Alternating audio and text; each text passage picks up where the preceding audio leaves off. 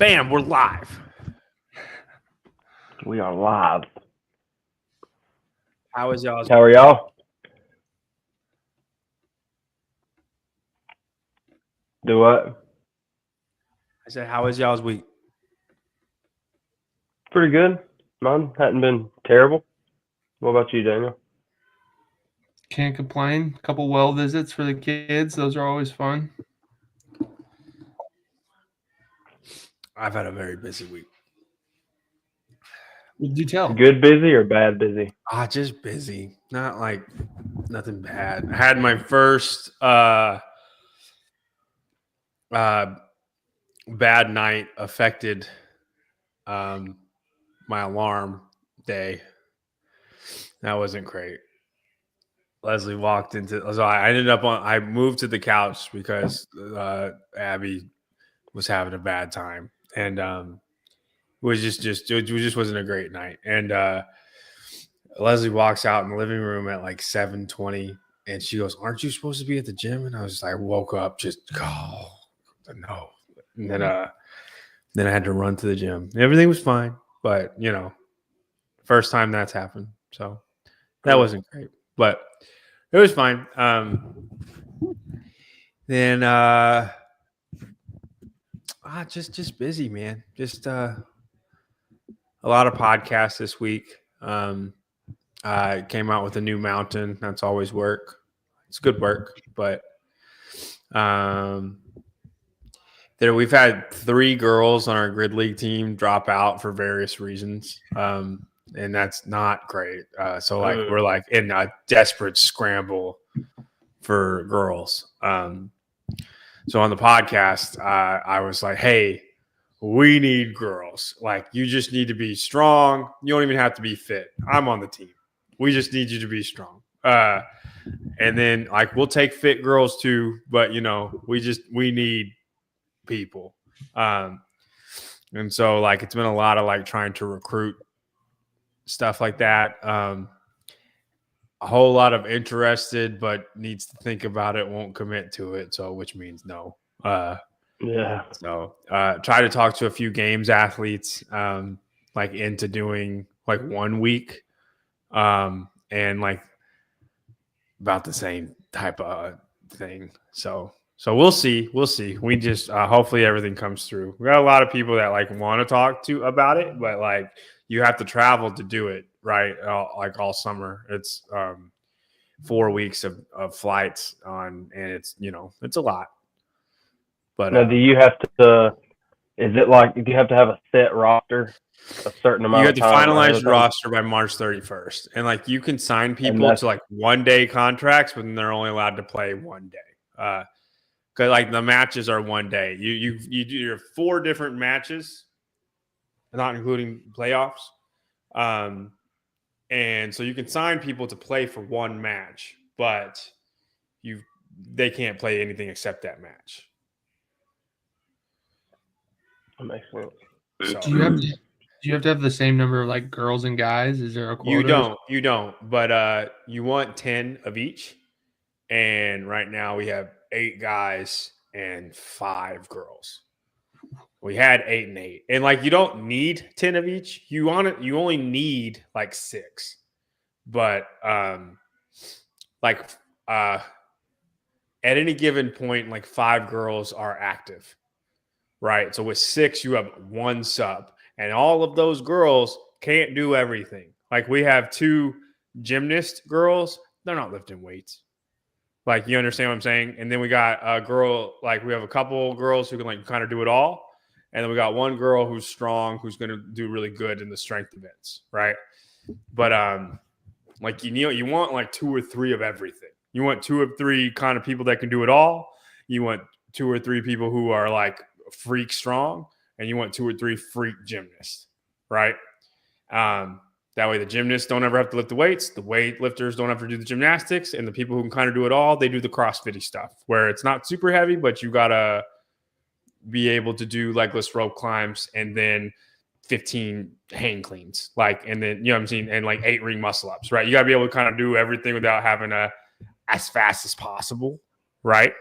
So you would like, 2 or 3 of each. We're not hurting a ton on the men's side, but we are. But we're scrambling, and we were looking pretty, and now we're scrambling. So it's not great. But I have had a lot of people talk to me. There's a girl named Nicole Hanches. She's my best athlete that I have. That's like a JY barbell athlete. And way fitter than she is strong, but she's strong enough for a grid. Like she made the top 1% pretty easily, Brock. Not easily, but she made the top 1%. And she's 20 and like she's just on fire to go do whatever. So she probably will be on the team, but she just has to make it work. She doesn't know if she can make it work with her schedule yet. So she'll fingers crossed on her. I think she will be able to. So we should be all right, but we're still scrambling. You said May. You have to have it finalized? March 31st. March 31st. Got you. Slightly. Yeah, different. so you are scrambling. Yeah, so if you have anybody at Crash, Brock, that's just, older people work great because they don't have dreams of the games or semis. Like they're realists with themselves, so they work great. But if you have anybody that just missed that 1%, but they're really strong or something, send them my way. That would be great. And Daniel, if you walk into Tia Toomey in Nashville, send her my way. Can't say I will, but if I do, I'll keep her in mind. I'll keep you in mind. I don't think you would know if you did. Probably not. Like, that's a ripped out woman. Yeah. Well, she'd probably be dressed normal, so I'd be like, oh, she's kind of short. Mm-hmm. Yeah. She done lobbed all her hair off too. Yeah, she looks like a mom. Is what she looks like. Yeah.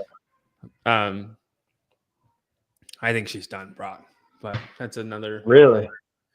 Yeah, I think so. I think Torian's going to be her last competition. Anyway, how did the workout go?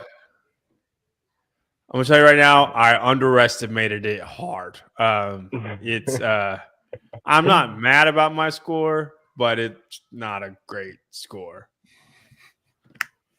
It hurt. Gosh, it hurt. Brock, you were moving, man. I get the luxury of checking your guys' scores out every time and just kind of like Brock was. What did you get, Brock? 15 minutes? 13, 18. Oh my gosh, Brock. This is why the Open is so dumb. Because if we do online semifinals, Daniel, if we do the semifinals, Brock will not be able to do half of the workouts. That is true. I just want to say that I'm pretty sure every workout you have underestimated Brock, and he's wiped. I have not. No, I said he would kill us both in the first one. That's such a lie. Brock walks. Yeah, the first one. That's the only one. Yeah. Okay, hold on. There's 3, Daniel, and I said in the first one, Brock's gonna beat us both by a lot. Second one, I think I can beat Brock. I did. Third one, I didn't know. Yeah, third one you thought it'd be a I'm wrong about one workout, and you're like every week you've underestimated Brock. Dude, I'm telling you, I think if Brock had not had the dang double under issue, he would have smoked you in the second one too. If I was fitter, yeah, but like if that coulda, shoulda, woulda. You said every week, and it was 1 week. That's a problem, Daniel. I'm not. That's a straight up lie. What you just did. Do you realize that? No. I'm just saying you're hating on him, dude. You're just hating on him. I'm not hating on him. I'm hating on the Open. Brock is super fit cardiovascularly. Just give the man some props. Thank you. I just did. Yeah, I don't know what you're asking me. That's all I was. We already knew that he was really good aerobically fit. We knew that. Yeah, you were hating on him, so I was just making sure. No, I think you're seeing this from the wrong lens. Okay, if it was like if one of these workouts was like heavy Grace and then another workout was a max out, I would be like, it's the Open stupid because this isn't fitness. It's literally a weightlifting competition, right? Dude, if it was heavy Grace, you would beat me. It doesn't matter. It doesn't matter. It would be stupid. It's not testing all around fitness. It's just testing strength. I'm saying the exact same thing, Daniel, in the opposite direction. Do you understand that? And I would say, and then, okay, and then it'd be like us having a friend that goes, "Why don't you give him credit, man? He beat you. He's super strong. What are you talking? He's super fit. Why are you giving him credit for beating you in the things we knew he would beat you at?" Dude, I love how sensitive you get on this stuff. I'm not sensitive. You're just so in the wrong on this. It's wild. I'm just And you lied about me. Every week you've underestimated Brock, and I did it one time. Well, no, that's not true. Actually, the wall ball one, you underestimated him. I said I think he'll win. Yes, you did, but like by how much? He like crushed 8 rounds. He almost hit 9 rounds, didn't you? Yes. Okay. And then the bike one, you also underestimated him. So you underestimated. Hold on, time out. He finished exactly where I thought he was going to finish in the bike workout. He was just really close to me. You still underestimated him. That's all I'm saying. I don't. Thank you, Mrs. Young. Appreciate it. You can't do that. They hate me, Daniel. You can't even give them a thing to talk about. That's funny. How did you do, Daniel? Let's talk about that. Yeah, you know what? I should have beat you. I lost by 12 seconds. No, you should have. That's really sad. Yeah. That's awesome. Thanks. That's very good. I really want to see your wall walks, but that's awesome. I watched a lot of you guys do them, and I tried to get to the 4 steps, and I just couldn't do it. So I tried 6 every time, and I was okay for the most part. But it's just getting a rhythm down. Yeah. We had a bunch of wall walks today in the workout, and I tried the 3-step thing that JR posted about. Dude, JR is wild, man. It looks awkward. I can't do it. He does it so good. I tried. Golly. Dude, that workout today. Did you see his birthday workout? Mm-mm. Oh my gosh, dude! It was awful. It was a 40-minute EMOM. Minute 1 legless rope climb, 4 wall walks. Minute 2, 40-yard sled push, 1 legless rope climb. Minute 3, 1 legless rope climb, 4 parallel handstand push-ups. Minute 4 was a 40-yard, 200-pound sandbag carry and another legless rope climb. So it was 40 legless rope climbs. And that's a workout. That's a workout only JR can do. That's why it's his birthday. I couldn't do it. That's only he could do that. It was him. I think the only three guys that completed at RX was him, Taylor Self was there. Taylor, and Zach Strail. I don't know if Bryson was there too. I don't know if he did it. I don't think he's as good of a puller as Zach is. Zach's like a freaky puller. Yeah, Zach's really good. Yeah, it was awful. I did a legless every other minute, and it was still terrible. It was very hard. I think I would try that, but with regular rope climbs, and just take the legless out completely. And do it on the minute. Climb every. Yeah. But like how it's written, but just with regular rope climbs instead of legless. Ooh, I still don't think I could do it. Actually, I know I couldn't. With regular? For sure. I don't think so. Dude, it was so like it doesn't sound. I guess the handstand push-ups make that hard for you. Dude, I was breathing so hard. It wasn't even it. I guess it was. It was the hardest part was the wall walks going straight into the sled, and it was a very light sled, but it just jacked up your heart rate.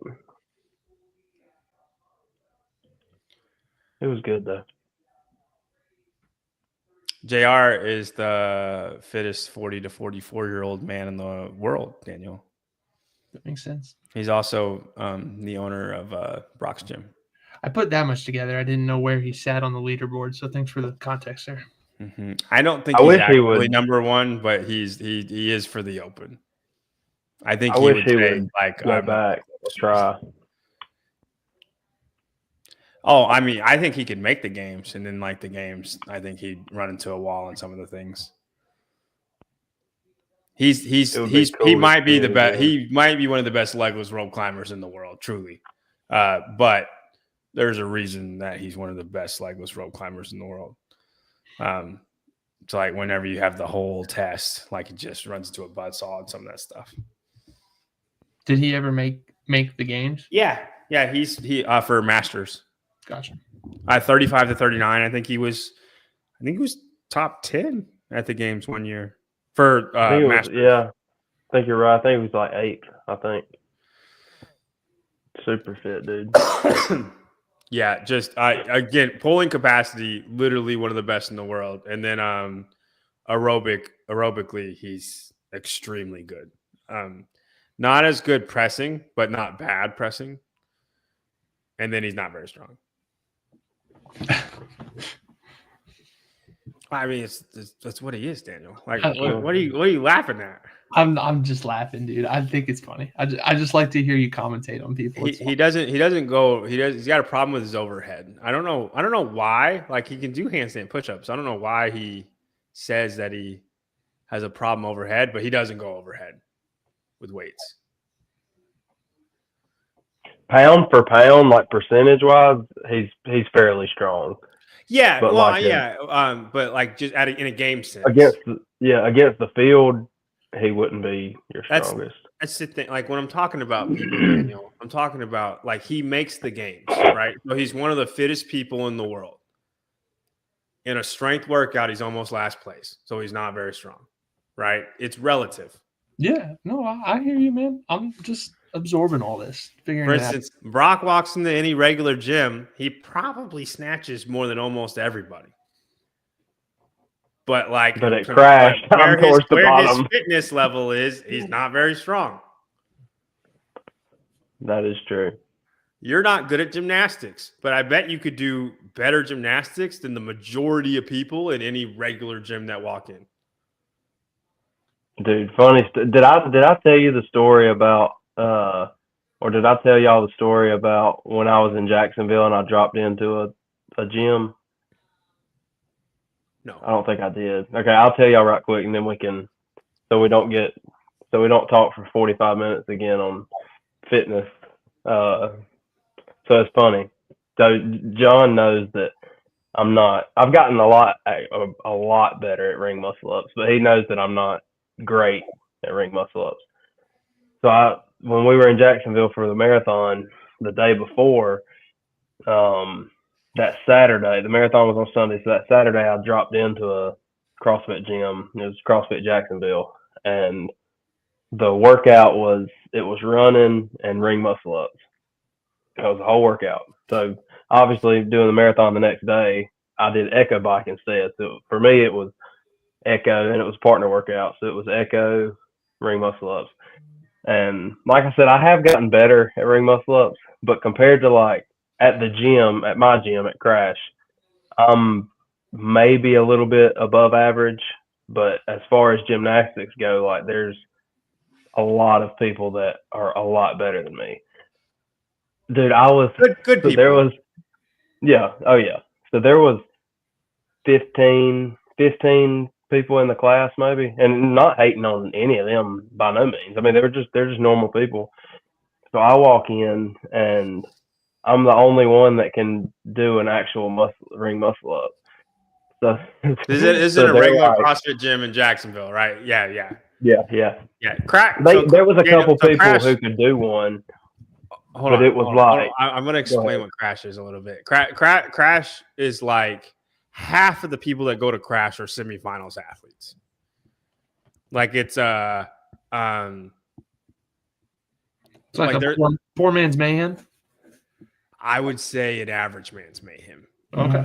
Like the actual gym itself, I think is right on par with Mayhem. They just don't have the empire that Mayhem has. Like they don't have the like a lot of affiliates use Mayhem programming. Like obviously they don't, and they have Rich Froning, right?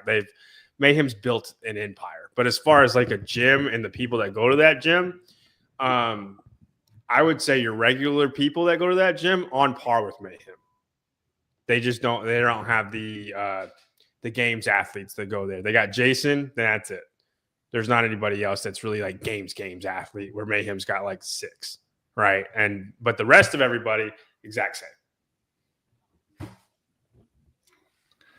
Nice. Yeah, it's like Anyway, but Brock's used to that environment, and then he goes to a regular CrossFit gym. Yeah.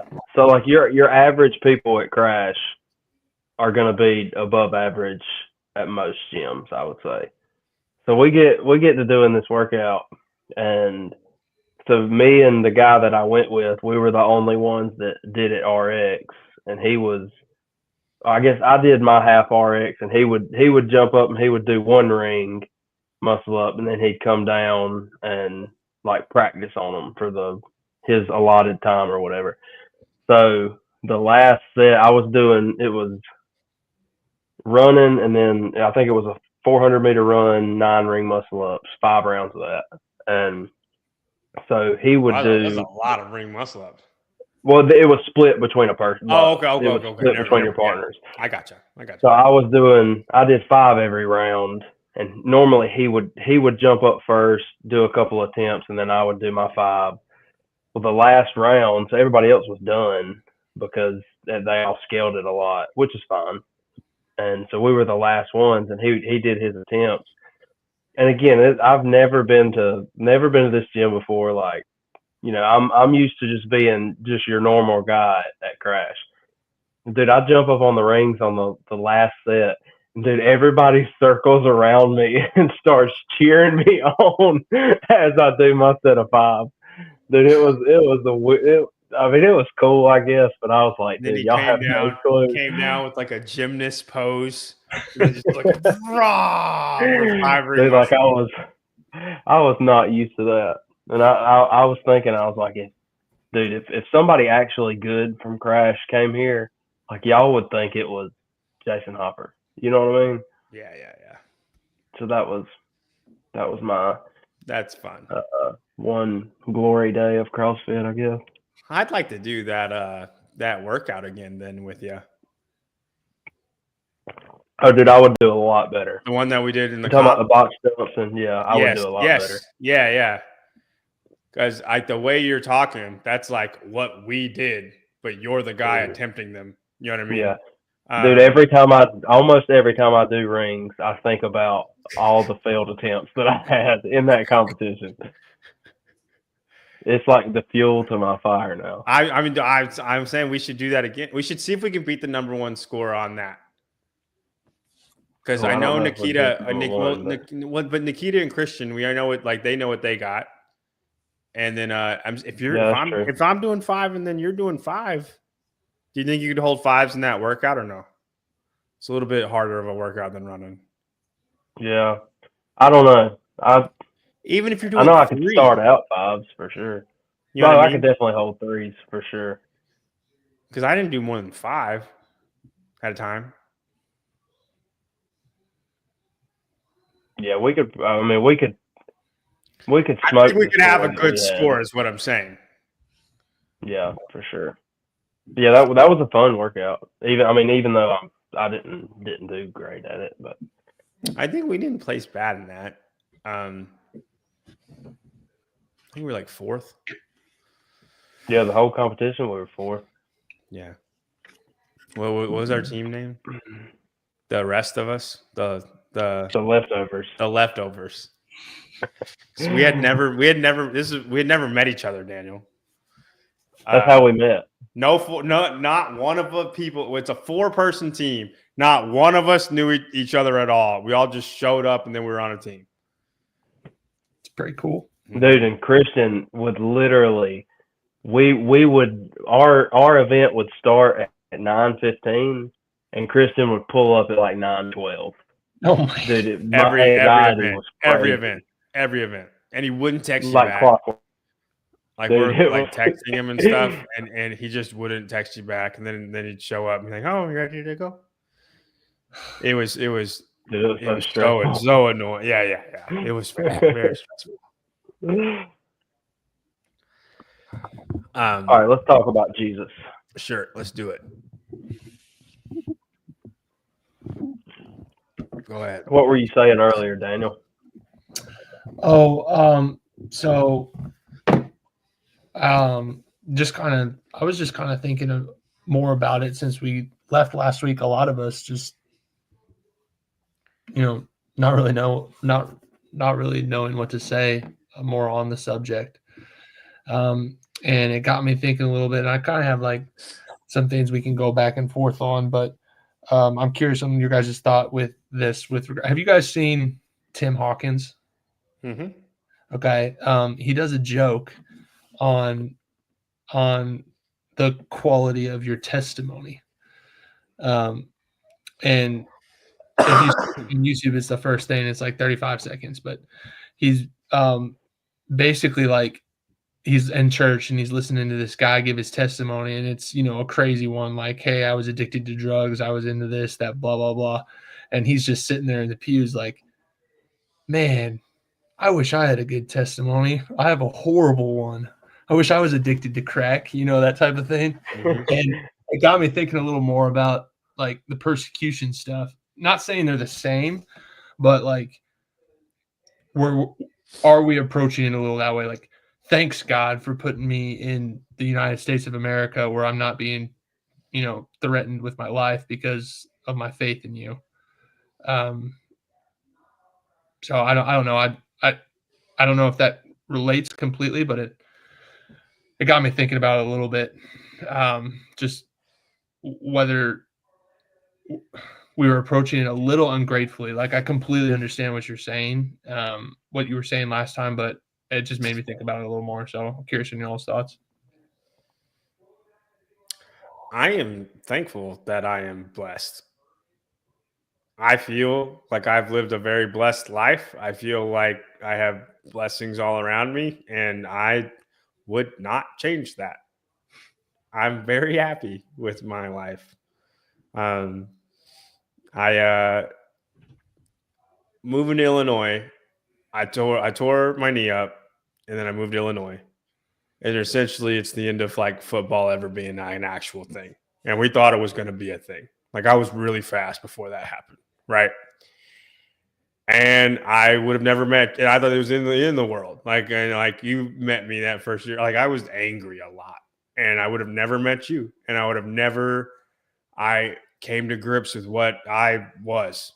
You know what I mean? And so, like, it turned out to be the biggest blessing that we ended up moving to Illinois. And like, I talked different, and there's a whole bunch of like a culture change. You know what I mean? I wore Ed Hardy shirts.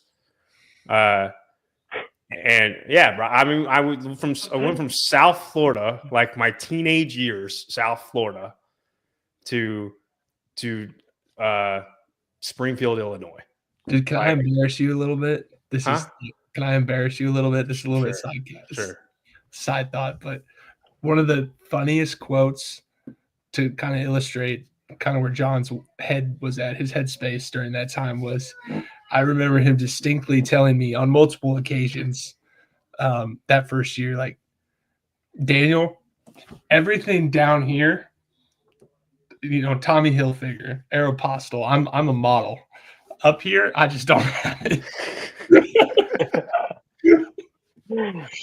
Yeah. Oh gosh, dude, that was hilarious. Every time you said that, I just like fighting not. Like, we are good looking, like, neck down, but up above, my ears stick out. I got some messed up teeth.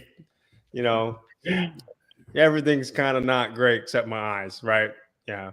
So sorry to cut you off though. No, you're good. You're good. But I'm saying what turned, like, what could have been. What was a very like hard time, and again, like, you're a teenager, nothing's very hard, but like what was very hard for me, you know what I mean? I never got my speed back. I never got, like, it was just like I just wasn't ever going to be what I thought, what I was headed to be, or what I thought I could be, you know what I mean? Physically. And then like the people were different. This will sound bad, but it's true. The girls weren't as pretty. It was just like everything was different, and all I cared about was not as good as it was. All I cared about, right? And I think it would, and then I think it could have been. I think it could have been really, really bad eventually. You know what I mean? Not in a super bad way, but like, I don't think I just think it's one of the things where it's like it's the end of the world in my head, or like a 17-year-old kid's head, to one of the greatest blessings that ever could have happened.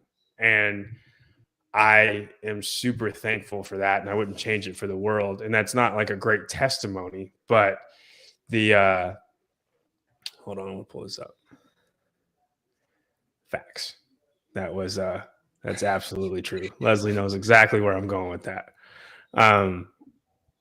That's when I hit puberty growing up around that. So it's just like it's what I wanted. I wanted a 5'7" Latina, and I ended up with 5'2", widest girl in the world. But it's okay. I love her. And I just think I am grateful for everything that's happened in my life. I don't think there's one thing that's happened in my life that hasn't shaped me in what I am today. I think I'm very, very blessed. I wouldn't change anything for the world. I don't wish that I lived in Ethiopia or I lived in Syria and or Israel, and I'm just the actual world is ending around me, so my testimony could be stronger. Because I don't know if I would be closer to God in that instance. Like, he works in mysterious ways, and like if this is what my life needs to be to be closer to him or eventually go to him, I'm glad that it worked out like that. And I don't want to change that. I wouldn't change that. No, that's good. Yeah, that makes sense. I was just, I don't know, Brock, if you had any other thoughts on that, otherwise I'll just move on to the next point I had. But I was kind of just making that in my head. It seemed a little silly to think, well, I would never say, God, why didn't you make me addicted to crack so that I had a better testimony? But on the other side, we were questioning a little bit, like, why don't you send me to Syria, or why aren't I in Syria so that I can be persecuted for your sake? But I know they're not the same, but it was just something I thought we could kind of go back and forth on a little bit. I don't think you have to be in Syria for you not to like rely on God. Like Daniel running the 40-yard dash, like grand scheme of things, that's a first world problem. It's really kind of like a first world problem, but that's a hard time for him. And he like has to rely on God that everything's going to be okay, even though it feels like it's not going to be okay. And I'm not saying those are on the same level as like being persecuted in Syria. No, I'm not saying that either. That's not what I'm saying, but you don't need that to like depend on God. Like, you should depend on God in everything you do, like every day. Like, yes, you live a blessed life, but you're still depending on God for everything. I don't think you need to live in Syria for that to be abundantly clear to you. Sure. I think that's where we as Americans struggle often. And speaking about myself, is we get so comfortable where we're at that we tend to drift away from thanking God for everything that we've got, because he can take it away in an instant, Sure. But you think about all this stuff that we get aggravated about, all this stuff that I get mad about at work, that this and that, like, what does it really matter? Like, God's put us in the best country on earth.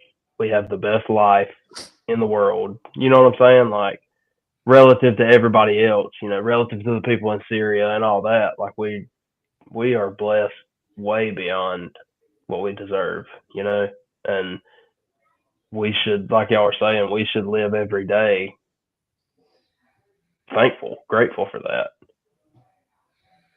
And I think that kind of like parlays into some of the other stuff I had written down. First being, are we? I'm not picking on you guys by any means, because my answer would have been exactly the same, or is exactly the same. But if God told us, like, hey, you need to go there now, like, are we willing to do that? Because I remember last week, like, both of you say, oh, I'm not going to Syria. Like, well, yeah, I mean, if there's a choice, obviously, why would we do that? Subject our family to that. But if God makes it clear, like, dude, you need to go to Syria, like, are we willing to do that? And that's kind of like, I think that's kind of an unfair question, though. Do tell then. I think you can't ask that if you're not in that situation. Like you asked that question. I think if there's a freaking burning bush that happened in my living room and he said, I need you to go to Syria, I need you to do this. I don't know, because I can't put myself in that position until it happens. I don't think you can 100% say this is what I would do. But I think I would not have a problem with it. It would be rough. It would be, I'd talk to Leslie. She would think I'm crazy. She would, because, I kind of am. There's a burning bush in my living room. But I think if it was clear like that, I would like to think that I would go and do whatever he asked of me. It's freaking God talking to you. It doesn't matter. Nothing else matters. Like, you have that happen to you.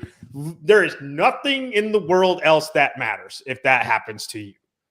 But I think it's unfair to ask the question, would you do it? Until, if you, I don't think it's possible to know with 100% fact either way. But I think I would like to think that I would. I just think it's an unfair question because we have no way of even approaching that. There's not even a scenario that you can be like, what if this happened? That's God doing that. You know what I mean? I do. I think is a good point. Yeah, I think Grant made a good point there. And I think if you go to the burning bush example, Moses had every excuse in the world before he eventually did it. So, I'm not saying he tried to argue. Yeah, I'm not saying I wouldn't talk to the fire and being like, well, let's let's be reasonable about this, God. Are you what do we help me a little bit here? I don't know what I'm doing. Give me some instruction, at least a little bit. I'm gonna have a lot of questions that I don't have the answers to, and I hate that. I hate when Leslie asks me questions that I don't know the answer to, and I say I don't know, and then she'll ask me another question, and I'll say I don't know. He just told me to go. I don't know anything else, and she'll ask me a million other questions that I don't know the answers to. I can't stand that. I'm not saying I wouldn't be like, yes, sir. I mean, I would ask a lot of stuff. I would be just like Moses. I don't think I would go the opposite way, though. But it's easy for me to say that. It's like hindsight quarterbacking. I don't think I would be. I don't think I would be Jonah, but I do think I would be like Moses. You can take that out of context if you want, but you know exactly what I'm saying. But I just think there's no way of knowing. It's kind of a blessing if it does happen. It's probably going to suck, but it's kind of a blessing. God's will is clear. It's freaking God talking to you. That don't happen to everybody, right?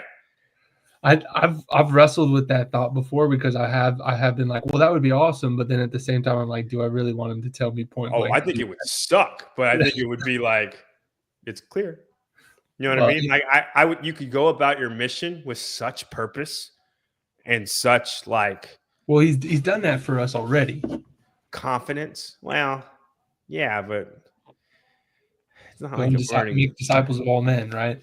I'm reading that though. That's not him telling me. He is telling me, but he's not coming at me in the ways that he did in the Old Testament. Or you know what I'm saying? It's a little different. But part of me, think if you're Jeremiah. You say that Jeremiah had a terrible life, but it would make your purpose super clear. Part of me wishes that he would speak to me like that sometimes. You know what I mean? You do know. Sometimes I think it'd be like it would be so much. I don't want to say easier, but easier to know God's will, to know this is exactly what I'm supposed to be doing. There's no room for. I mean, if you're Moses, you still have your flesh and all that, but if you're Moses and you're literally talking to a burning bush, you do exactly what that says, or what God says through that burning bush, and that's His will. Like that's straight up. There's no doubt there. There's no, you know what I'm saying? You think Moses was cocky about it? What do you mean? Like I mean, his mission is clear. He knows what's about to go down, right? He knows that, like, God told him, "Listen, I'm about to harden Pharaoh's heart, and this is what's about to happen, and it's going to be bad." Do you think Moses like walked into there with his staff, you know, or Aaron's staff, like, y'all ready to see something? I'm about to make this turn.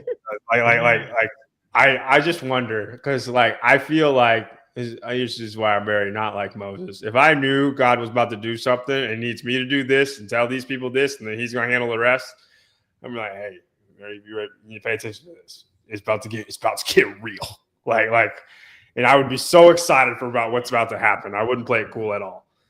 I think he was probably confident, but it's impossible to see God like that and be cocky. I think that would make you the cockiest. You got God doing things. And we have different definitions of what cocky and confident are. Not cocky about myself. Cocky like that y'all are so wrong right now, and God is about to. Are you talking like do something. Cocky, like David walking up to Goliath? Cocky. Yes. David walking up to Goliath. Cocky. That's confident. Dude, somebody write that down because I just made a good analogy. It was a beautiful analogy. That was the best analogy we've had on this podcast. It was beautiful. So I got a question because this is, I don't know. This just made me think of this. Are you like let's put it in the perspective of like a father and a son. Okay.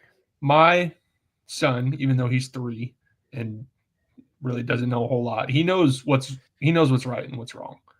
But there are times throughout the day where I give him freedom to choose what he wants to do. So, do you think? Are you saying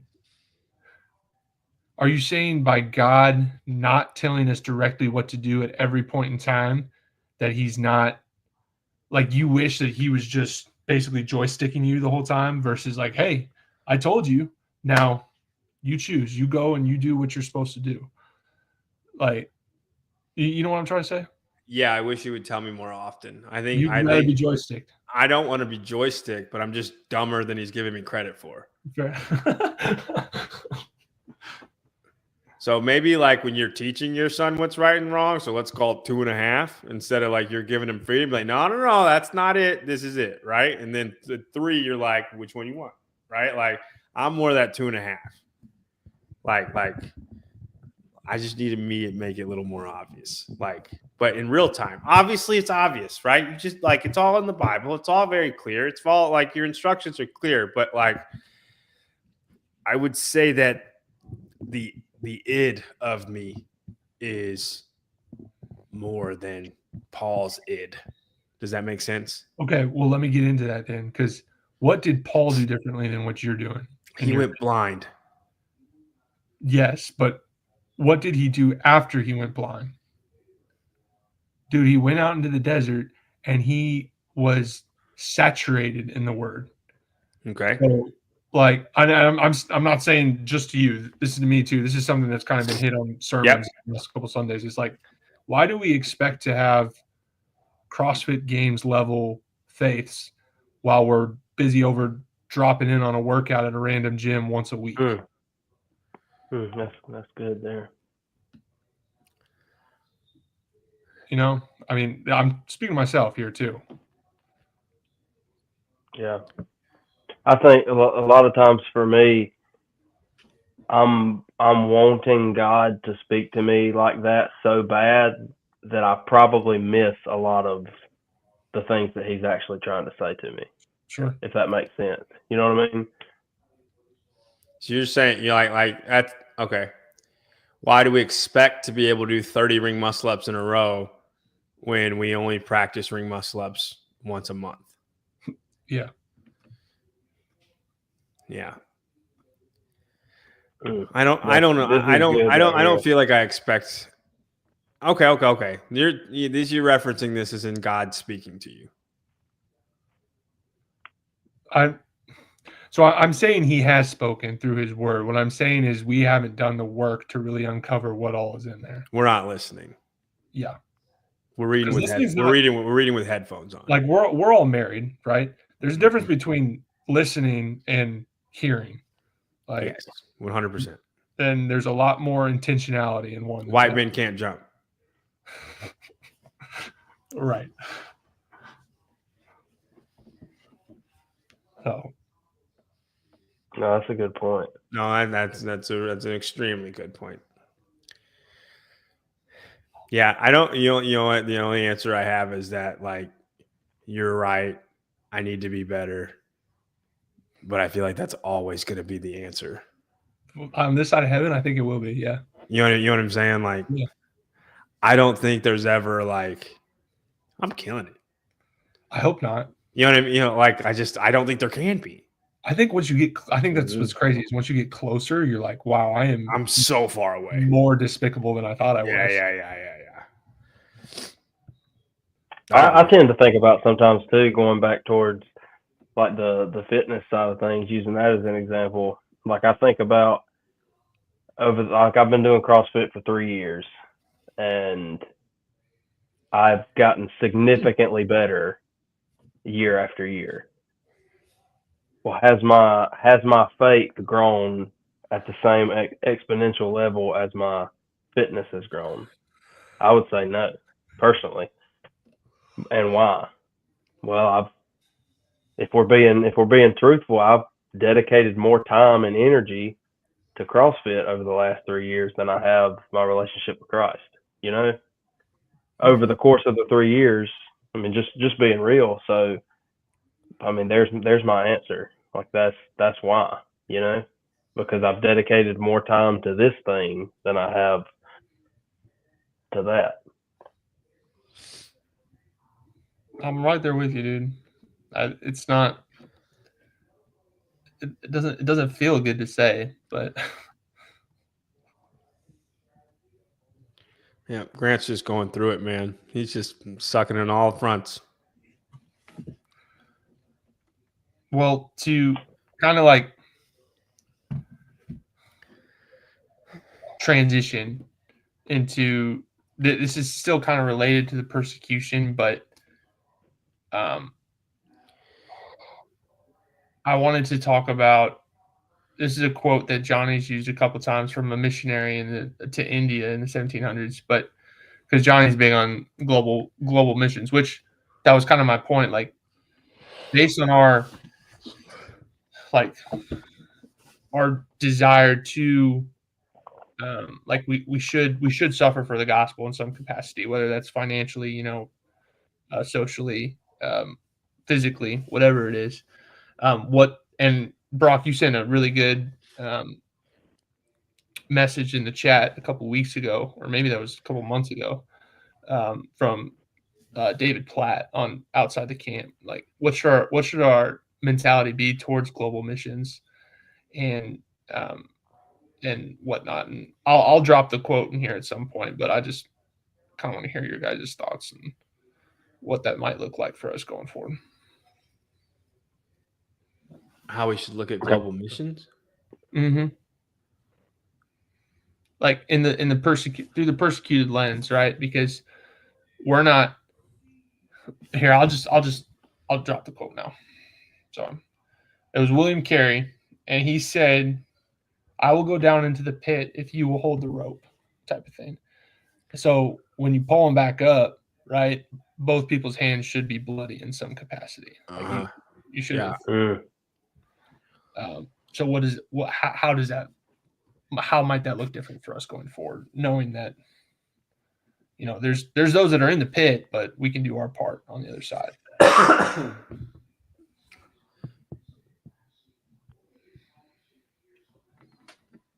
I think that's part of the Great Commission.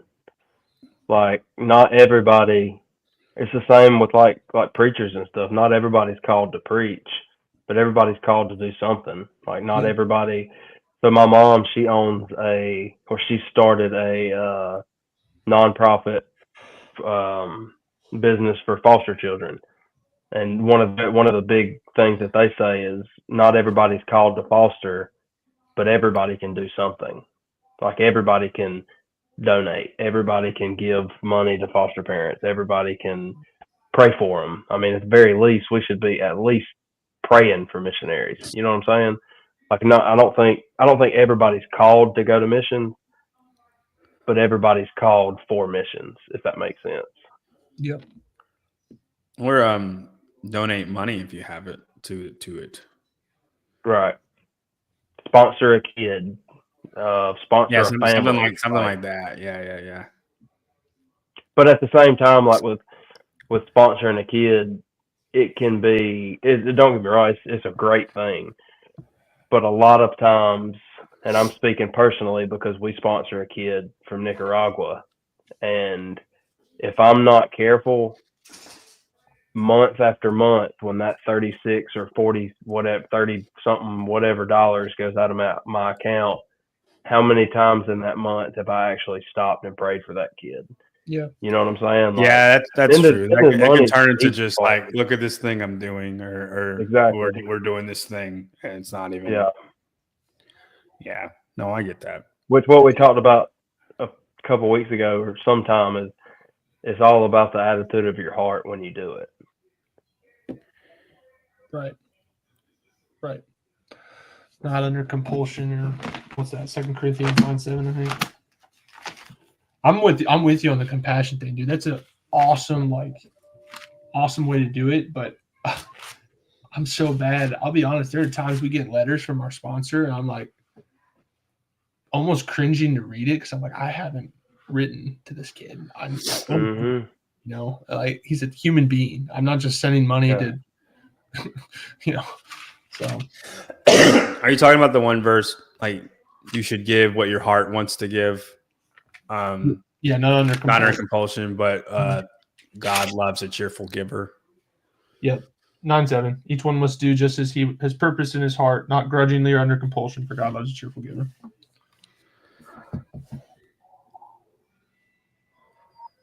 That's a little tricky.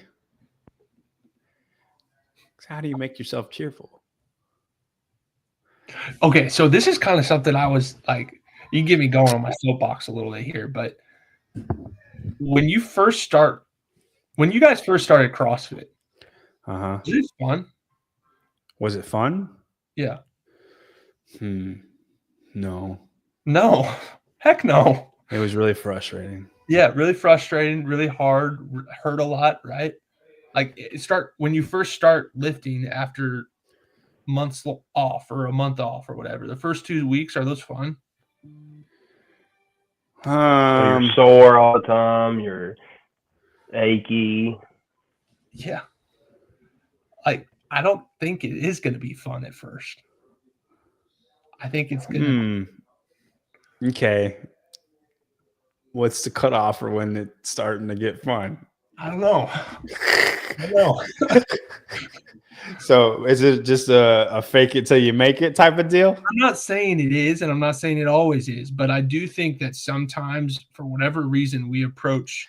I do something even though you're not thrilled about it, and then eventually you might be really, really like that you did that. Right. Like, why do we approach like working out or diets or whatever it is with that mentality, but we don't approach spiritual disciplines with that approach? Like, that's kind of like this hard today, but so I'm not really feeling it, I'm not gonna do it. You know, or I'm saying even like just an individual workout, like it sucks in the middle of it, but then the second that you're done, you're happy that you did that. Like you feel better afterwards, right? Just like the endorphins of doing something or like getting something done. I'll text you about it. Okay. Sorry. Yeah, a lot of times I've found I try not to do it, but a lot of times it's like the quiet time in the morning or whenever you do that time with the Lord is often the easiest thing to just throw by the wayside. You know what I mean? You're running late or running late. You're not gonna like in the mornings, I'm not going to say, or most of the time, I'm not going to say, you know what? I'll just be 30 minutes late to work today. I missed my time with God. Like, no, I'm going to go to work and be on time for work. Oh, dude, that's wild. You know that's I'm just trying to play you know that what out I'm in saying? my mind. Like, hey, I'm I gonna don't be 5 literally minutes say late. that, I but need you know to what I get my mean. quiet time in. But imagine if you did. Like Exactly. like the importance of it. Well, like the way like you look at that. Like I feel like I would kind of look at that like I'm gonna be late to practice because I have to get my quiet time in. Can you imagine saying that, Daniel? No. Like think like that's what I'm saying. Like that's a wild thought, but like, why is that such a wild thought? Well, I mean, if you're running late on the road, or if you're running late wherever, do you ever say, I'm just not going to eat lunch today? I'm not going to eat dinner. No, I'm I put behind some schedule. waffles in the toaster and I just eat. You know what I'm saying? Yeah. No, you're going to eat because you have to fuel Well, your body. should You you have look to at it? eat. Should you look at it like that? Then, like, I'm running late. I'm gonna pick one verse. I'm gonna read one verse. Well, I'm not. So I don't want to get this. This is tough because I don't want to get legalistic here. Where like, hey, if you're not doing this, then you're not truly, you're not doing what you're supposed to be doing. I don't want to get there at all. I think my dad does a good job of quiet time a lot of time, and sometimes and I wouldn't say that he does it every day, but then there are like times on the weekend where he'll get into it for like 2-3 hours studying or something. Mm-hmm. So, yeah, I don't want to get there, but I do think that we need to try to be saturating ourselves as often as possible, whatever that looks like. I know mentioned in the chat a little bit about audio Bible, audio sermons on the way to work, or whether there's some podcast that we think is pretty good, or I don't know, whatever it is. I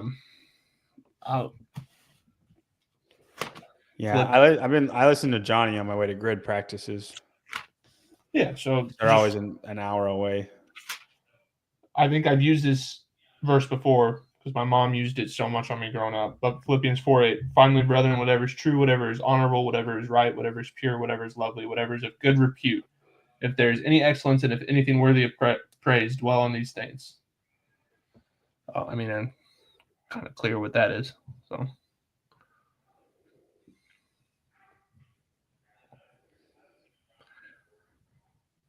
but I think this also parlays into one last little topic I had on the matter, which was Jesus addressing why it was harder for a rich man to get in than a poor man. Okay. So, like, looking at the perspectives of us in the United States versus those in Syria, right? We're the rich. Okay. Why is it harder versus, I wouldn't say like, we kind of addressed this last week where like, if you choose Christianity in Syria, there's not really like a question of where you are, right? Like, because you know what you're signing up for. You're signing up for a death wish. People are trying to kill you. Right. Versus in the U.S., it takes time to see what type of fruit is there. Mm-hmm. Because people think you're a Republican. Right.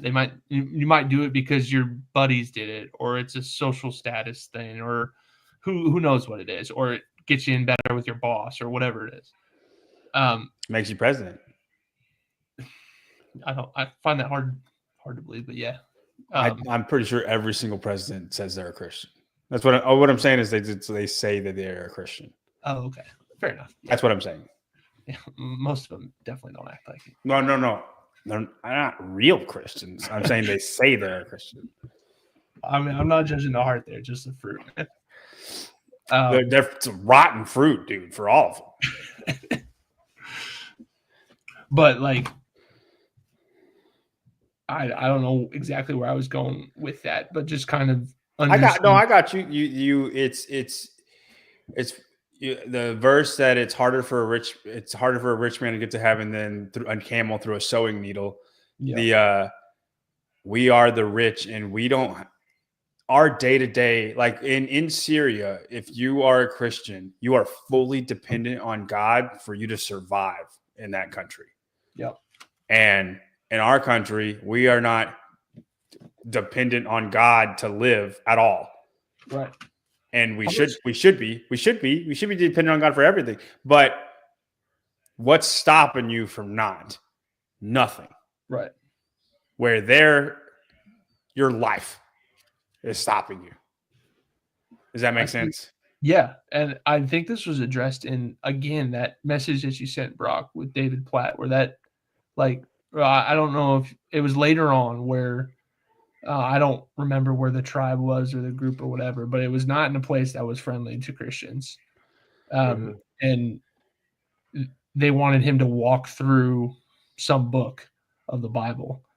And yeah, they said, I can't remember where it was, but they said he was there for like a week or two, and he said they asked him,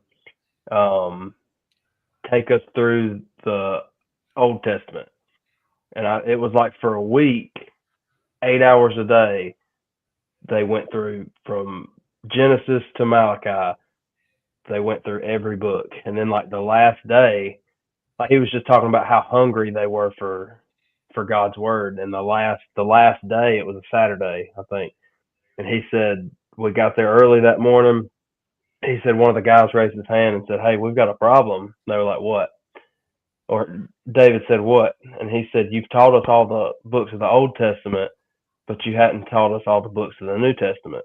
And he said for 12 hours they went from Matthew to Revelation, and he was just talking about how hungry they were for God's word. I don't know if that's where you were going with that. I didn't mean to interrupt you. No, thanks. You explained that a lot better than I would have. But I think what I'm trying to say by that is when you're truly poor on this earth, there's more an appreciation for how rich God makes us when we're in Him versus when we're rich on this earth. And this kind of gets back to the quiet time and spending time to work at it. Like we're rich. Like I got all these things that take care of me. I'm going to go do this hobby today. I'm going to go do this today. I don't need God. I have my security blanket in my bank account or whatever it is. Well, in a sense here, we can do it on our own. You know what I mean? Like, don't take that the wrong way. Like, don't take that out of context. I'm not saying that. No, I'm clipping it. You know what I'm saying? Like, we can. It sounds bad to say, but we can do it our way and still be successful in a earthly sense. You know what I mean? Yeah. I think we can. Agreed. I think Johnny talked about this last week in his message on John 10, but I think we can survive or live, but we can't live with life abundantly, obviously, without Christ. There's a genuine difference. We can be abundant. We can be abundant to the earth, though. Sure. To a worldly view of abundant living is, which is why I think we can fool ourselves. Yeah. Where if you're in wherever you are, like whatever country you want to pick, there is no abundant living. Yeah. They don't even have the option of abundant living. The only abundant living is in God.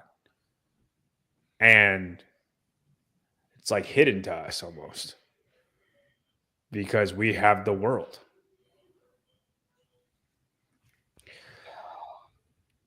Exactly. I thought it was a good summary, John. Good job. Anyway, thanks. I don't know how true it is, but I heard, I was just trying to look it up, but I'd heard, I don't know can't remember if it was a speaker, pastor, whatever.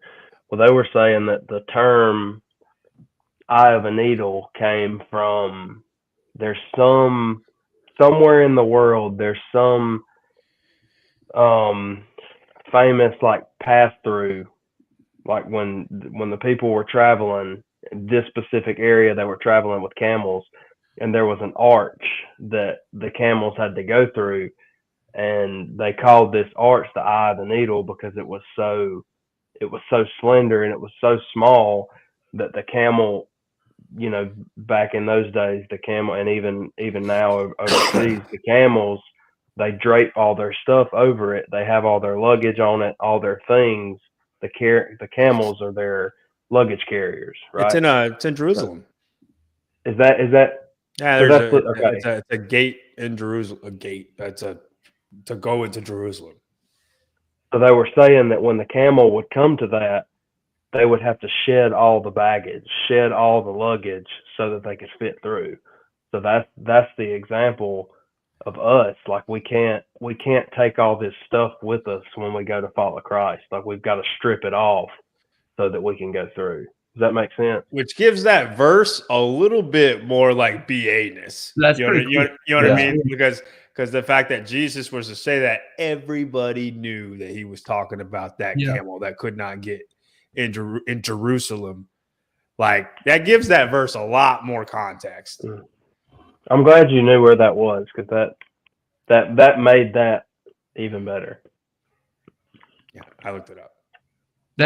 I didn't know that. Thank you guys. That's really cool. That makes that verse really cool. It's a great verse. It hits so deep. There's us a lot like that in America because we're so rich. Do you think the devil is more prevalent here then? So that's what I don't think. This is an interesting conversation. I remember my dad talking to missionaries when we lived in Colorado that had been in Africa for a long time, and they were subject of like demonic possession or something. And like this dude's like, no, it happens. I've seen it, and it's still very prevalent. It's just not needed here. The devil has other tools that are working better. Yeah, it's right here. Yeah. Dang, we all got that, man. Yeah. There was something. God, it's coming to me, but I can't exactly remember. It was something I was listening to, and it was you said that, Brock, and I've got like 60 Instagram notifications right now. Devil's working hard over here, dude. It was like a meme or something. They were saying it was something about Lord, the kid or something was praying, saying, Lord, keep it from me, keep him off of my back, blah blah blah blah. And the response was, or keep it. It was something, and anyways, he said the devil was saying, I don't have to be on your back because I'm already on your phone. Like it was talking about all the distractions that we've got on our phone. Like I don't need to distract you from God's word personally because all of this already does. You know what I mean? Yeah. Like y'all were already occupied. I'm gonna go somewhere else. Like I don't need to be right there with y'all. It's like it's kind of like Katy Perry is the demon that we deal with. Elaborate. Taylor Swift's probably a better example. I don't know. That's still a soul that God's trying to save. I'm just saying, like the devil is using Taylor Swift as a tool to lead people away from Christ. Have you ever seen? He's also using Taylor Swift concert. He's also using. You know how Joe obsessed Osteen. people are. Like Joe Osteen's he's a bad person. He's doing that on purpose. Like Joe Osteen knows what he's doing. Taylor Swift's just doing her thing. But the distraction that she is. Think about it. Think how many people are obsessed with Taylor Swift. Yeah. No, it's like the mid 40-year-olds that dress up in paint for a bunch of 25-year-old men to run around and hit themselves on Sundays. Okay, I didn't know where you were headed with that. Dude, there was nothing. This is sure we could do that too. LeBron's a demon too. Is that what you're saying? I'm not saying. I got you. Let's go ahead and just name all the demons, Daniel. That's not what I'm saying. I was trying to say, like, for example, I remember my autograph being worth absolutely nothing, and some 40-year-old dude is trying to push a kid aside to get my signature. Does he know who you are? Maybe. Who gives a crap? Like, no, I'm saying that doesn't make sense to me. exactly my point. It shouldn't make sense to any of us as Christians because they're just people, right? Yeah. But it's distractions. It's distractions that are being used to take our eyes off of what really matters. I think anytime if somebody walked in a door and somebody screams because that person walked in a door, it's a wrap. Like that's an idol. Oh, yeah. I'm saying that's an idol. And yeah, I watch football on Sundays, but I wouldn't scream for anybody. Tom Brady walks in my door. You're not. What are you doing here, Tom? You're not going to catch me waiting in a line to take a side picture with somebody. Never. You know what I mean? That's not going to happen. But I'm saying that is, in a way, those are the demonic possessions. Like Rock just said, like it works. Like the devil has better tools that work here. He doesn't need demonic possession. Like it is like you might see it in Africa. Because I'm saying Taylor Swift is far better at distracting people than a demonic possession. I think demonic possession, dude, scares you. You start looking for the answers. It doesn't though, because like I can't get possessed. No, I mean like if I was a rando, I didn't know Jesus, and I was just in Africa, and I saw. Oh, it would scare you to Christianity. You see how amped up that dude is? I don't want that. Yeah, that's true. Yeah, I would move. That's fair. That's fair. Yeah. No, if you watch one like Exorcist movie, you won't. It's not good. That's why I don't watch that. I haven't watched them in a very long time. We talked about this. I used to watch stuff like that all the time, and I don't anymore. You practice lawlessness. Apart from me, you demon. Do y'all think that stuff like that opens the door? 100%, I do, but not. I don't think that a Christian, if you have Jesus truly, then you are impervious to demonic possession. But I do think, absolutely, I think it opens the door for non-Christians or non-believers to be possessed for sure.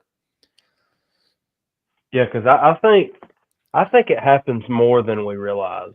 Like we did a study on like an 8-week or 10-week study at church on Sunday night on spiritual warfare, and just like from examples that the people gave, like it's a little more common than what you think. You know what I mean? Like I told you, me and Leslie saw an exorcist at this church in Kentucky, and I was like, "We're out. We're not here anymore. I don't want to be around here." It's very, very interesting stuff. This maybe is a little too much conspiracy theory for you guys, but how many mental illnesses? I'm your guy, bro. You're not mentally ill when because of that. You're fat. That's why you've got problems. I'm just messing with you, bro. wait. No, hold on. I missed that. I'm saying when he said conspiracy theory, I said I'm your guy. Yeah, no, but he said mentally ill, and that's when you said I'm your guy. And I said you're not mentally ill because of that, Brock. You were fat. That's why you have problems. That's what I said. That's a fact. That's a fact. Yeah, I've walked right into that one. You didn't even hear it. And I didn't even hear it. Go ahead. Conspiracy theories, mental illness. Go. It's not really conspiracy theories. It's more like how many mental illnesses that we diagnose in America do we think might actually be something like that? A demon? I mean, yeah. What about like schizophrenic? People like that. I think most mental illnesses are made up. Made up. Yeah, conspiracy theorists over here. I think a lot of it. I don't think they're real. I think half the people on pills don't need to be on pills. I think a better ADHD thing. ADHD is not a thing. I think like stuff like that. I think we're far like overblown on almost all that stuff. So you're saying you think schizophrenia whenever you're talking to voices in your head? I'm with you there.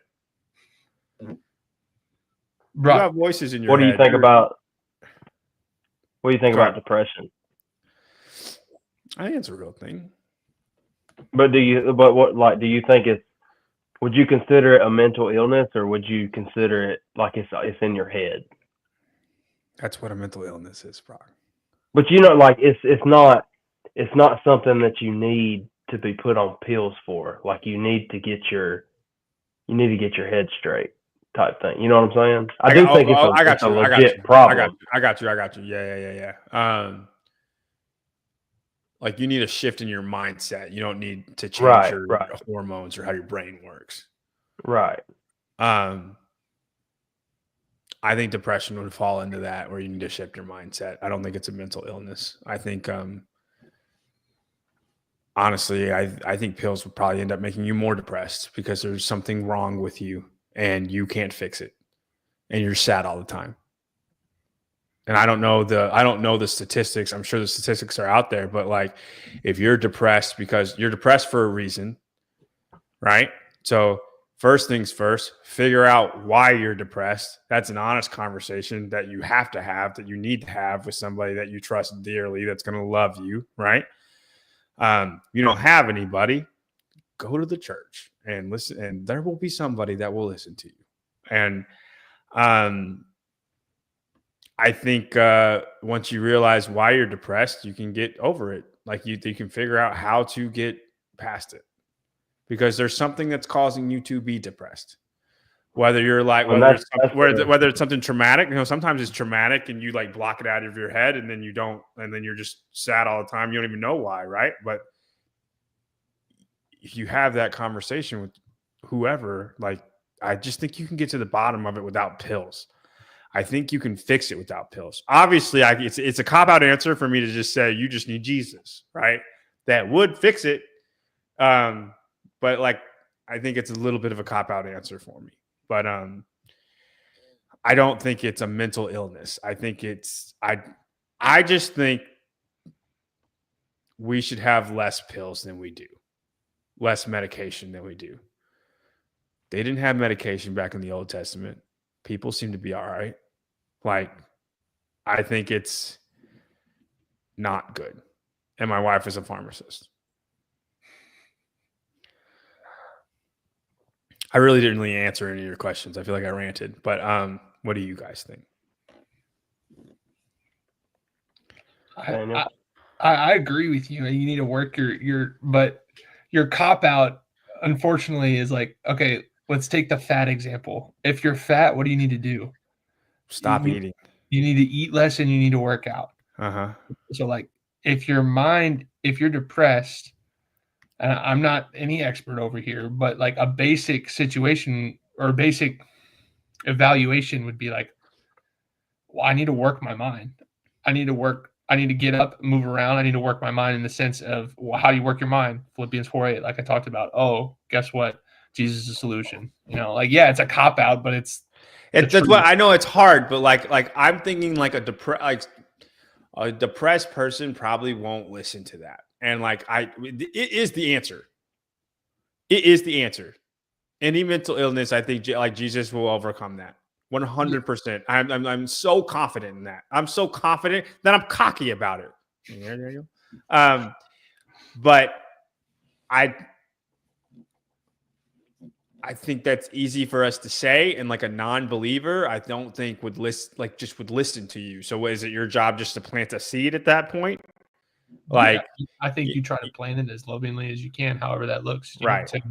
You don't tell them, hey, go see Jesus. That'll fix your problem. Yeah, no. 100. I got you. I feel you. Yeah.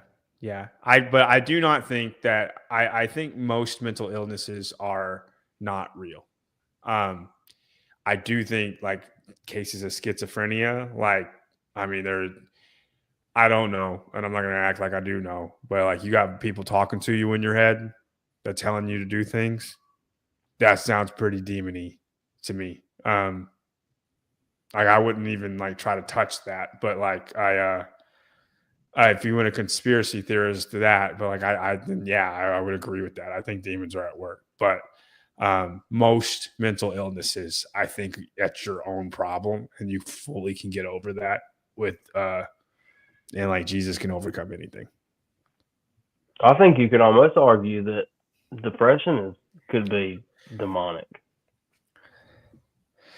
I don't think so. I think depression's relying on yourself because you're not good enough. You're never going to be good enough. There could be. But who's planting those thoughts in your head, though? Yeah, like have you read the Screwtape letters? That's where I'm going with it. Yeah. Have you read the Screwtape letters? Yes.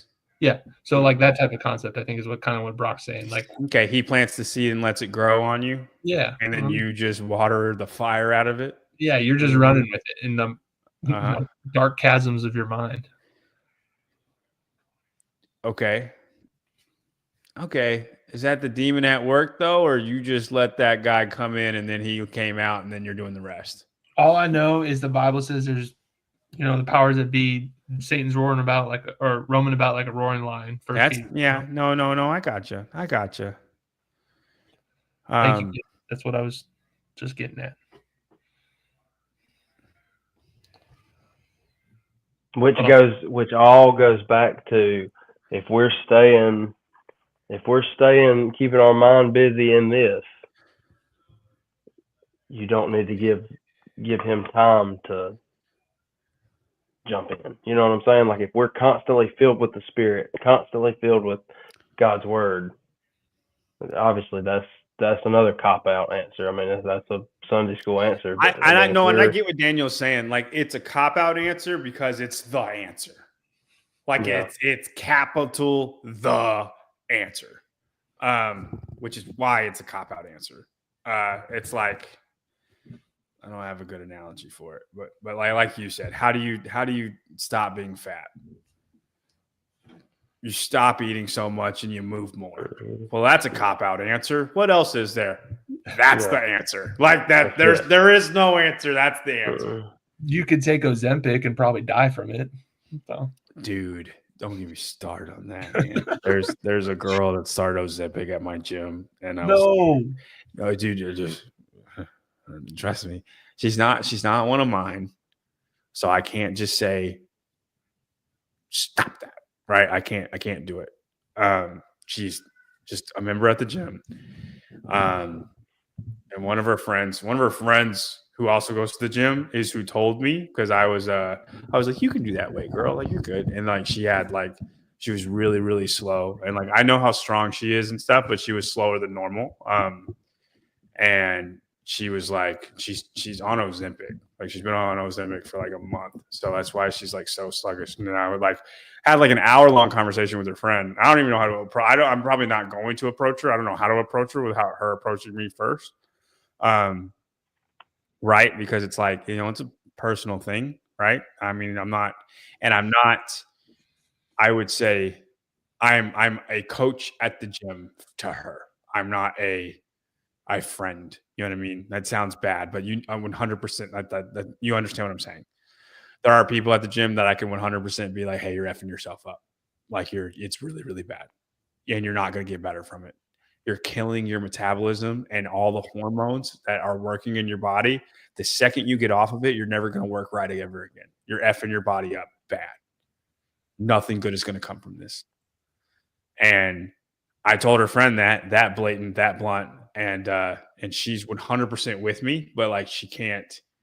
Like this is what this girl wants. She wants to lose 10 pounds, and dude. I mean, it's terrible, but yeah. We live in a culture of instant gratification. Instant gratification. I agree, Brock. What was the reason you said that, Daniel? You were just talking about losing weight. Oh, for being fat. Yeah, like. And you said, or you could take Ozempic, right? Ozempic, that's a demon at work right there. Ozempic.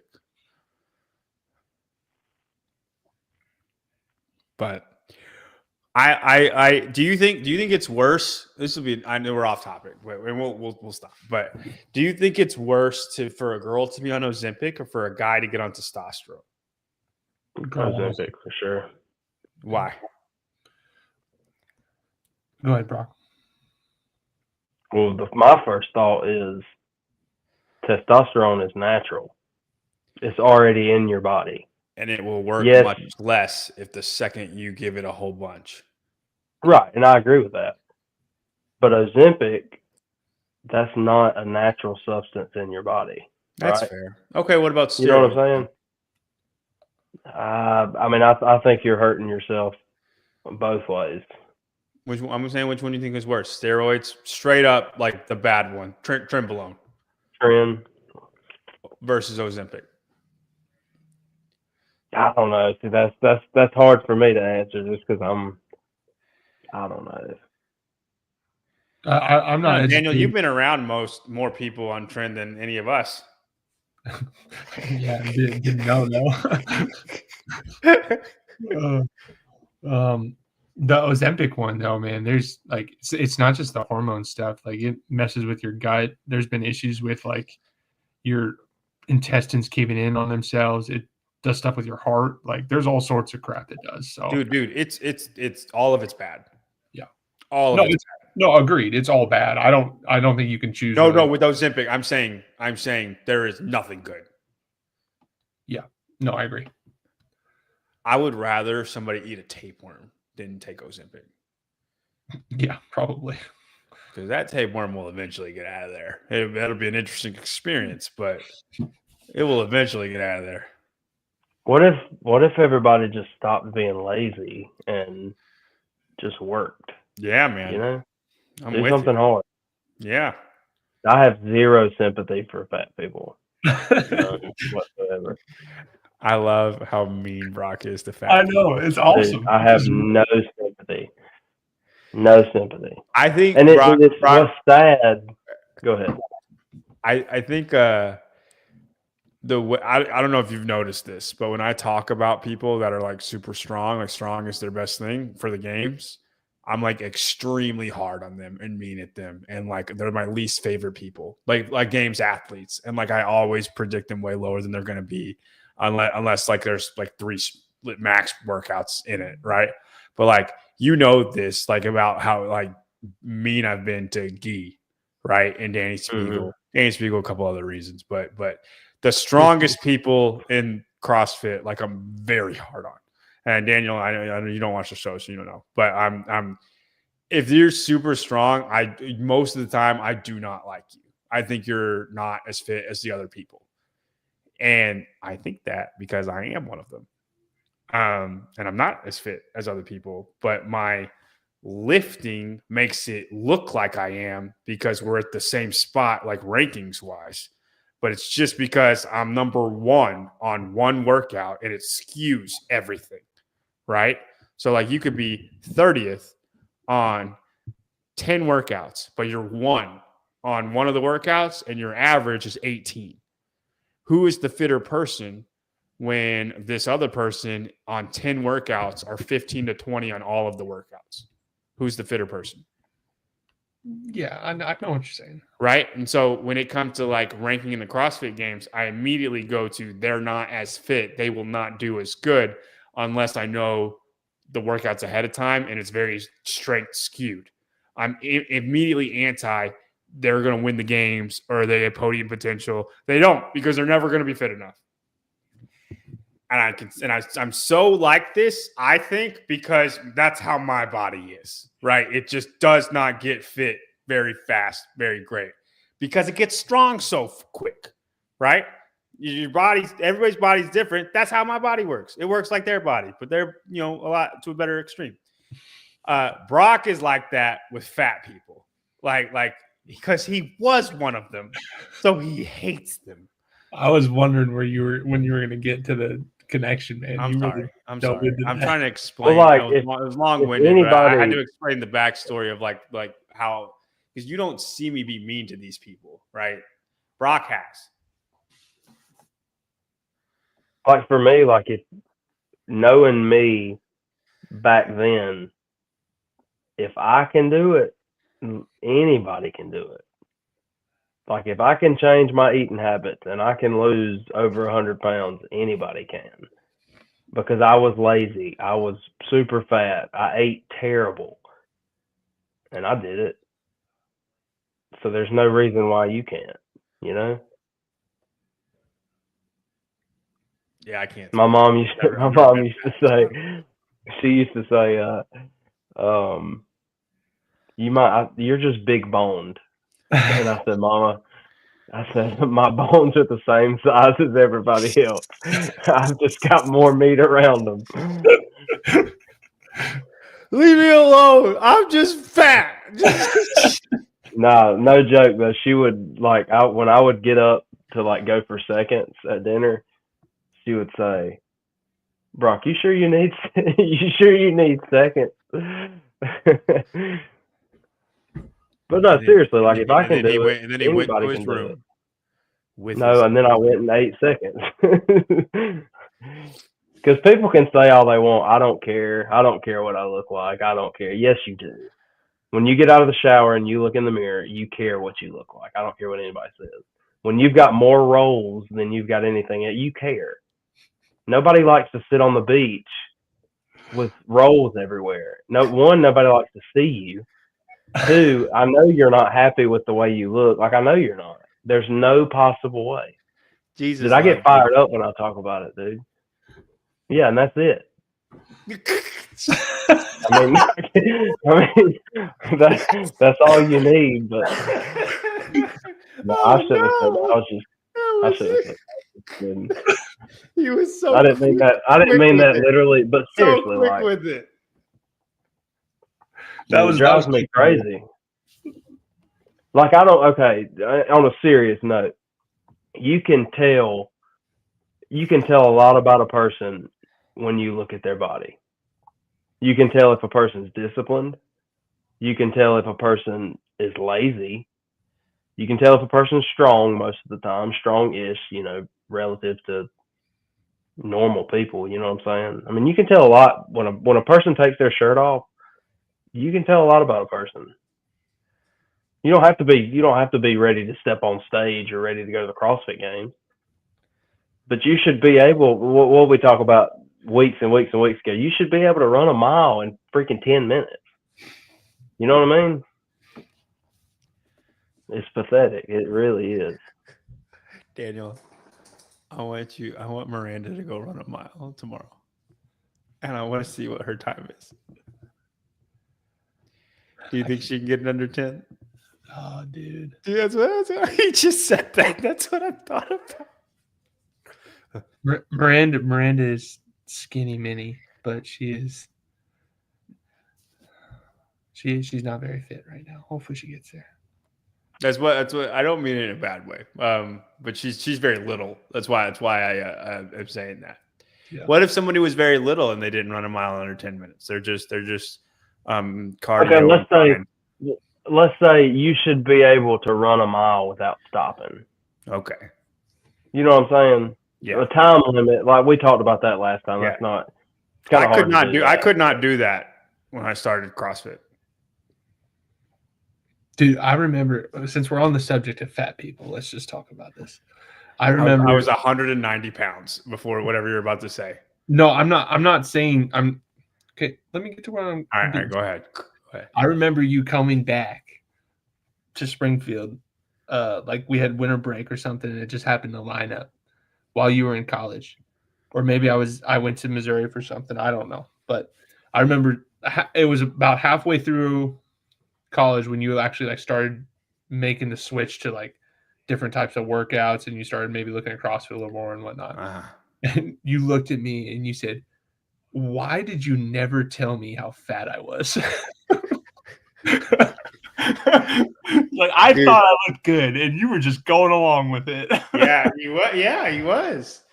Listen, all I cared about in college was how much could I bench press, and then intramural basketball. That's all I did, and I did not look good. But I had this such a hard realization. I ran these stairs, Brock, and I called them the Jigglypuff stairs because I am just a Jigglypuff. So much of my body jiggled, and I was only 190 pounds, and I still had abs a little bit, but I just don't hold a ton of fat in my stomach. But and I say a little bit. I didn't have a six pack, but I had abs. But you were talking about rolls. I had 2 rolls on the side, and my back was just a back. There was no muscle. It's just a back. That's where I held all of my fat, and I thought I was okay, and Daniel just lied to me and said I looked good. And he was like, "Man, you're so beautiful." I never said you looked good. He said that all the time. He said, "Man, you're just a beautiful person." And yeah. And then I just had this hard realization. I was like, "Yeah, I'm fat." And now I'm 17 pounds heavier now. That's pretty wild, like body transformation. I took a video today. I'll send it to you. But like what I look like then to what I look like now, and I'm 17 pounds heavier. Like that's a lot. That's 2 Abby Graces. Yeah. That's it's 10%, dude. That's a lot. Yeah. Here it is. I'm gonna pull up the It's just one Isaac. Fat Brock picture for Daniel. Brock, I wasn't like you, okay, but I didn't look good. Have you ever have you seen Brock, Daniel? Yeah, Miranda's done some scouting on your. That's amazing. Leslie did the exact same thing. When I started. On me? Yes.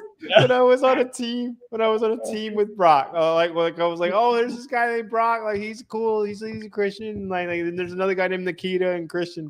And then she kind of like just did a deep dive on everybody, and she was like, wow, Brock used to weigh a lot. Like she went through it, dude. And I was I was like, that's not him. I didn't think it was you. What if she'd have showed you and she would have said, this is the dude you're competing with? No. This is the dude. This is the dude that just smoked you in the 5K run. That's what she should have said. That's funny. And I didn't say anything, but it made sense when you didn't eat pizza at the pizza place. And I'm like, well, that makes sense. This is we're connecting dots here. This man went through some stuff, and now he doesn't eat pizza. That's where I was at. Dude, I'm convinced I had an eating disorder. No joke. Do you think that was a demon at work? No, I'm saying I had an eating disorder after, like, when I started losing weight. Daniel, have you ever looked bad? I mean, in my own eyes, I don't think so.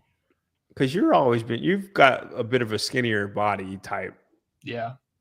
The fattest I was probably when I was 255 in college. But like you're lifting weights nonstop, like you're an athletic 255. Like it's not like a. Like what I'm saying, like I looked worse at 190 than I do now. Like it's a weird dynamic. Right. I mean, I probably look better now than I did at 255. Sure. Like shredded wise, yeah. Yeah. Daniel's got a skinny boy body. I know he weighed 255, but he's got a skinny boy body. I do. It's a blessing and a curse, I guess, because it's hard for you to be, big, but it's a blessing now. Yeah. Well, I ended up being big enough for what I need. Well, you know what I'm saying, but like that's hard to keep that. That's why the offensive linemen all get skinny when they stop. Yeah, they either get really fat or really skinny. It's one of the two. And you know who was hurting to stay that big? Whenever the year they retire, they were hurting to stay big. You figure out who it was. That I know? No. I'm saying like Jason Kelsey. Oh yeah. Like he was hurting to eat however much he needed to eat to stay big. Yeah. Because his natural body is not that. Joe Thomas, you know what I mean? Like they're hurting themselves. They're killing themselves with eating food because it's hard. Yeah.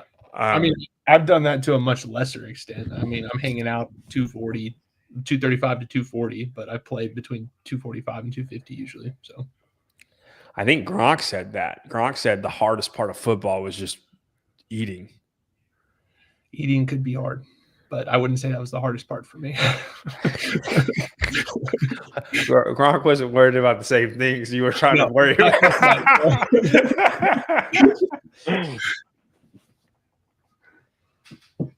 All right, guys. We went super long. For the record, Grant, if you're still here, I did not no rep my wall walks. Ooh. And Grant's been on a mission. See a video of me, so he's been on a I don't mission. have a video, but JR was my judge, and JR does not let people no rep. He said Hopper was no rep. Grant's on a mission, man. It's a really weird hill to die on, but he's dying on it. Just I didn't trying watch to Hopper's video. Huh? No, like what most people would consider a rep, he's no repping. Like what your feet, both of your feet have to be on the wall before your hands can move. Okay. Right. Everybody kind of goes up on the wall, but like that foot hasn't made contact when their first hand starts to move. It's very, very slight, but it's literally every single person, every games person, every person. Like there needs to be like a clear pause, like both feet up 1 second and then hands move. And nobody does that. Maybe that's why my wall walks took so long. And then Grant, because they were right. That's a great way to look at it. You would have beat me had we done the same thing. I only beat you because I cheated 100%. I'm fully with you. But what were you pulling? That 1 second pause. I was 2,300 on the last row. I was not. Not the whole time. I think I got 25 cals at 25 cal mark. I was 900 for 25 cals, and then I was 1,900 to 2,300 on the last 25 cals. JR helped me a lot on he kept me on pace, and when I got on the rower, JR was behind me, and he said you can't go below 1,400. I was between 1,400 and 1,500 for the first 35, and then he said pick it up. So I was like 1,550 until 40, and he said let it rip, or he said something like that. And I think towards the end, I didn't have much let it rip left in me. Well, if you're holding 1,400, there's not a lot. Like there, I think I was like 1,700 or 1,800 when I finished. What are you, Daniel? I like my chill for 900 for 25 cals, and then 19 and 2,300 on the last 25. That sounds much less painful than what you did, Brock. What does that equate to? I was hurting so bad because I don't have that same thing. 2,000 is around 130. I wasn't that high. I was probably somewhere between 135 and 145. The whole time? I hung out around 140. Yeah. For the last row? Yeah. Dang. You probably could have went faster then. Like on the rest of the workout, I'm saying. Oh, yeah. I could have gone faster on the cleans for sure. I was so worried about the wall walks that I was just going to die at some point. So, yeah, because I was hurting. Dude, I did singles on everything except snatches. I did singles on the cleans.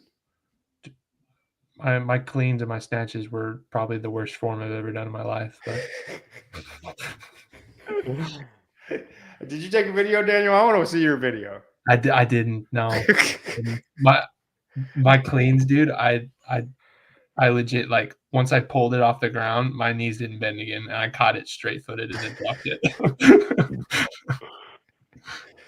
I honestly, your time is the most impressive in my opinion. I know you think Brock is a CrossFit Games athlete, but I think you're doing. For a person who doesn't do CrossFit, I think your time is really impressive. Yeah, the fact that you finished the workout is it's really impressive. And it's an aerobic. It's a wall walk workout, but under aerobic fatigue.